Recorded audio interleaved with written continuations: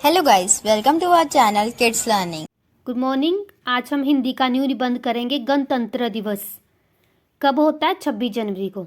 Now let's start. Bharat के राष्ट्रीय पर्वों में, पर्वों मतलब त्योहारों में 26 जनवरी को मनाया जाने वाला गणतंत्र दिवस विशेष महत्व रखता है। हमारा देश 15 अगस्त सन 1947 को अनेक बलिदान देने के बाद, अनेक कष्ट सहने के बाद स्वतंत्र हुआ था। किंतु स्वतंत्रता के पश्चात भी हमारे देश में ब्रिटिश संविधान ही लागू था। ब्रिटिश मतलब अंग्रेजों का। अंततः हमारे नेताओं ने देश को स्वाधीन गणतंत्र बनाने के लिए अपना संविधान बनाने का निर्णय किया।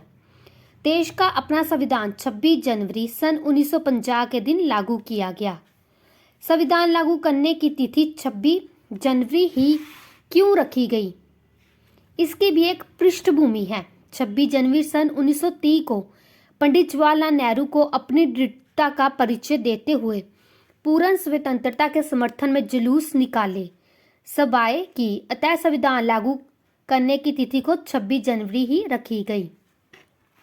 26 जनवरी को प्रातः 10:11 पर मांगलिक शब्दध्वनि से भारत के गणराज्य बनने की घोषणा की गई। डॉक्टर राजेंद्र प्रसाद को देश का प्रथम राष्ट्रपति चुना गया। राष्ट्रपति भवन जाने से पूर्व डॉक्टर राजेंद्र प्रसाद ने राष्ट्रपिता किसको बोलते? महात्मा गांधी की समाधि पर पुष्पांजलि अर्पित किए, यानी कि उनको पुष्पों की माला अर्पित की। उस दिन संसार भर के देशों से भारत को गणराज्य बनाने पर शुभकामनाओं के संदेश प्राप्त हुए। गणतंत्र दिवस का मुख्य समारोह देश की राजधानी दिल्ली में मनाया जाता है। सबसे पहले देश के प्रधानमंत्री इंडिया गेट पर प्रज्वलित अमर ज्योति जाकर राष्ट्र की ओर से शहीदों को श्रद्धांजलि अर्पित करते हैं।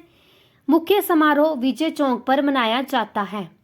यहाँ सड़क के दोनों ओर अपार जन समूह गणतंत्र के कार्यक्रमों को देखने के लिए एकत्रित होते हैं। शुरू में राष्ट्रपति भवन से राष्ट्रपति की सवारी 6 घोड़ों की बग्गी पर चला करती थी। जब संविधान लागू हुआ तो ये कार्यक्रम जब स्टार्ट हुआ तो वो बग्गी में जाते थे, किंतु सुरक्षात्मक कारणों से 1999 से राष्ट्रपति गणतंत्र दिवस समारोह में बग्गी में नहीं, कार में पधारते हैं। परंपरा अनुसार किसी अन्य राज्य के राष्ट्रीय अध्यक्ष या राष्ट्रपति अतिथि के रूप में उनके साथ होते हैं। तीनों सेनाध्यक्ष राष्ट्रपति का स्वागत करते हैं। तत्पश्चात राष्ट्रपति प्रधानमंत्री का अभिवादन स्वीकार कर आसन ग्रहण करते हैं। इसके पश्चात शुरू होती है गणतंत्र दिवस की परेड। सबसे पहले सैनिकों की टुकड़ियां होती है, उसके बाद घोड़ों, ऊंटों और सवार सैन्य दस्तों की टुकड़ियां होती है। सबसे पहले सैनिकों की परेड होती है, उसके बाद घोड़ों, ऊंटों पर सवार सैन्य दस्तों की टुकड़ियों की। सैनिक परेड के पश्चात युद्ध में प्रयुक्त होने वाले शस्त्र अस्त्रों का प्रदर्शन होता है। इन प्रदर्शन से दर्शकों में सुरक्षा और आत्मविश्वास की भावना पैदा होती है।